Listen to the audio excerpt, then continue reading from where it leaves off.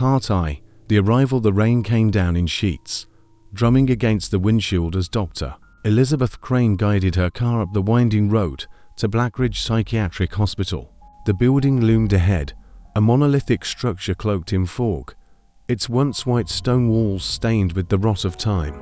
It stood like a forgotten relic atop a forested hill, isolated from the world below. Blackridge had a reputation not just for housing the criminally insane, but for what people whispered in bars and late-night forums.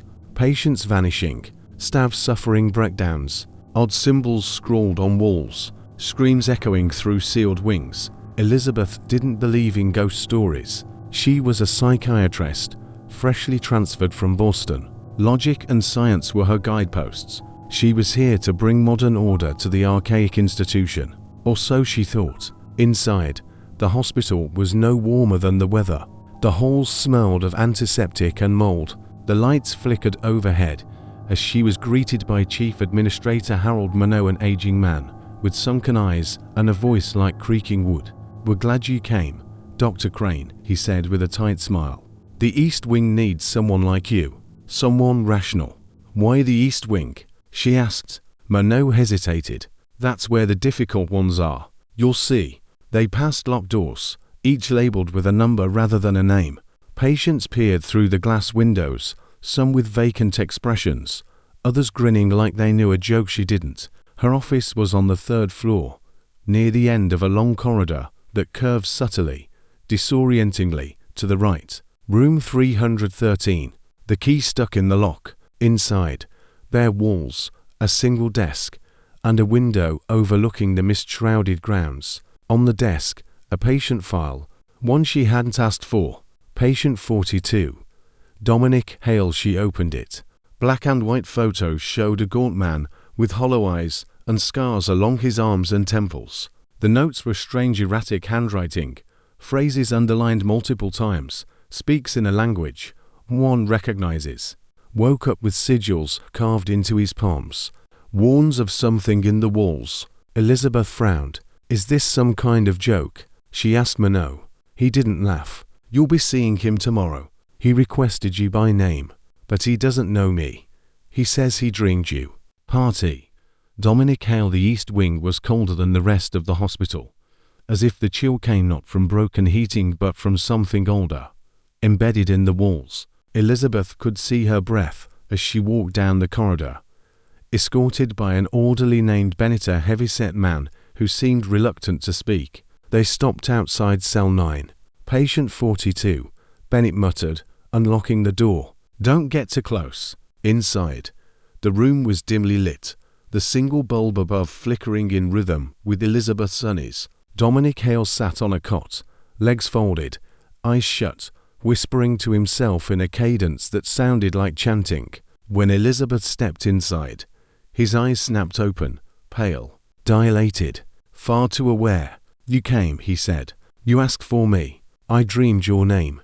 Carved it into the stone with my fingernails." He raised a hand. The nails were blooded stubs. Elizabeth sat in the metal chair bolted to the floor. "You've been through a lot. I want to help you, Dominic. But I need you to help me understand what's happening to you." He smiled crooked and wrong. "It's not happening to me, Doctor. It's coming for you now." He stood and walked to the wall, dragging a fingertip along it. "Do you hear them yet? The voices in the vents. They come at night. Through the walls. Through the pipes. Through dreams." She remained calm. "Dominic, what are you hearing? Are you seeing things too?" He leaned close, whispering. "I saw the walls breathe. I saw a man made of shadows standing behind the mirror. He wears your face sometimes." Elizabeth stiffened. "Let's change the subject," she said gently. "Tell me about the language. The one you speak in your sleep." Dominic's eyes rolled back. His mouth opened, and a stream of harsh syllables poured out deep, guttural, like wet stone grinding against bone. Elizabeth felt an ache behind her eyes, a pressure building inside her skull. She snapped her fingers. "Dominic." He stopped, then laughed. "You heard it, didn't you? It's inside you now, like it's inside the others." "What others?" Dominic backed into the corner of the room. "They're all marked. All of them. Look at their eyes. They don't blink anymore. They only watch. Part 3. The black mark. Later that evening, Elizabeth reviewed surveillance footage in a security office. Patient 42 had been under near constant watch, yet hours of tape from the previous Thursday were missing. Corrupted, the staff said.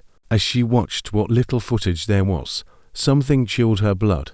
At exactly 3:13 a.m., Dominic stood in the center of his cell, arms outstretched.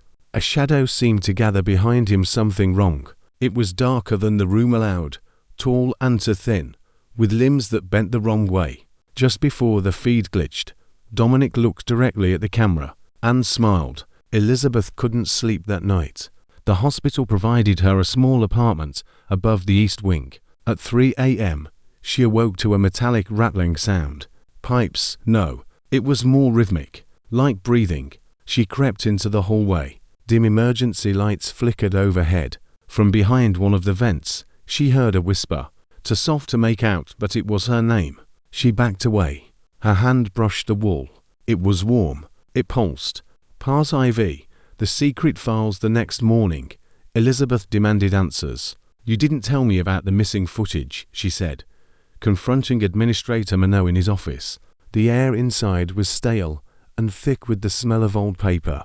He looked like he hadn't slept. There are dark gaps, Minot admitted. Strange things happen at night here. I advise staff not to look too closely. That's unacceptable, Elizabeth snapped. If Dominic Hale is hallucinating, he needs treatment. If Hayes a threat to others, he hasn't harmed anyone, Minot said. But he talks, and people listen. That's more dangerous than anything he could do. Elizabeth narrowed her eyes. What do you mean? Minot stood and crossed the room to an old filing cabinet. From the bottom drawer, he pulled a dusty folder, thick and yellowed with age. No digital records, no backup. The front was stamped, Patient File Initiate Blackridge Containment Protocol Status, Unresolved Subject. Lexicon Incident. Inside were photos, grainy black and white images from the 1950s. A patient with symbols carved into his chest, staff with blood pouring from their eyes. A burned-out section of the East Wing, long since sealed off. The last time someone spoke that language Dominic used, Minot whispered, 13 people went insane in a single night. One nurse gouged out her own tongue. Another locked herself in the boiler room and set herself on fire. He handed her a transcript of the spoken words. Elizabeth scanned it and stopped cold. The symbols, they looked familiar. She'd seen them in her dream. Last night, on the walls. Part V. The sealed wing. That evening, Elizabeth convinced Bennett, the orderly, to take her to the burned-out section of the East Wing. We're not supposed to go here, he said, his voice shaking as they pried open a rusted door behind the supply closet. The stench hit her. First mildew, rot, and something else coppery. The walls were scorched black, and parts of the ceiling had collapsed. Graffiti lined the corridor, but not modern spray paint. These were carved into the stone. Symbols, spirals, circles, pictographs that made her stomach churn. One in particular stood out. An eye. A vertical slit inside a triangle, surrounded by teeth. That one's everywhere, Bennett said, pointing. They call it the Watcher. Elizabeth moved ahead, flashlight trembling. Deeper inside, they found an old patient room. On the floor was a dried blood stain, and something else. A recorder. She picked it up, clicked play. The voice that crackled through the speaker was hers. I don't remember making this recording, her own voice whispered. Then a second voice layered over it. Not hers. Low, rattling, inhuman. You've seen the walls breathe. You've seen the mouths open. The door is waking. The door is waking. The door is waking. The tape ended with static. Elizabeth dropped it. The walls around her groaned, literally groaned, as if breathing. And then something whispered from inside the wall. You shouldn't be here yet. Part VI. The mouth in the wall. Elizabeth didn't tell anyone what she heard that night. How could she? The voice had spoken clearly from inside the wall. Rational explanations were falling away, piece by piece. She returned to her apartment and showered in near-scalding water, trying to scrub the memory away. But when she wiped the fog from the mirror, a word was written in the condensation. Listen, she hadn't written it. The next day, Dominic refused to speak. He just stared at her, wide-eyed, like he was watching something just behind her shoulder. He clutched his blanket like a lifeline, lips trembling as he muttered, "It's spreading." She asked what he meant, but he didn't answer. Later that night, Elizabeth woke at 3:13 a.m. again. Something was scratching inside the vent. This time, she didn't ignore it. She unscrewed the cover. Cold air rushed out, laced with the smell of dirt and iron. A long shaft ran through the wall just wide enough to crawl. She told herself she was investigating, not following the sound. But she was. She crawled 10 feet before she found it. A mouth. A literal mouth in the concrete. Wet, fleshy, embedded in the stone like it had grown there. Its teeth were jagged and yellowed. The gums pulsed. It opened and whispered her name in her own voice. "Elizabeth," she screamed and kicked her way back out, cutting her knees on metal. She slammed the vent shut and pushed a dresser in front of it. She didn't sleep. Part V. The door. Elizabeth requested blueprints of Blackridge the next morning. The janitor, Harold, was the only one willing to help. He was old, older than Minot, with one blind eye and shaking hands. "Blueprints," he said, voice gravelly. "You don't want to see those." "I need to."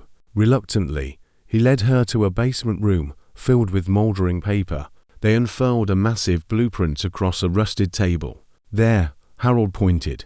"That part's not on any map now. Sub-basement 3. Built before the hospital even opened." "Why was it sealed?" Harold looked her dead in the eye. "Because it wasn't built. It was discovered." The section he pointed to wasn't made of rooms. It was a spiral. A massive spiral etched into the rock beneath the east wing. At its center, a chamber simply labeled door. Not a door. The door. That night, Elizabeth dreamed of it. A vast, black expanse. Stone steps leading downward forever. The smell of sulfur and salt. Whispers echoing around her, hundreds of voices, all her own. And at the bottom, a circular slab of bone and iron, covered in eyes. Something knocked from the other side.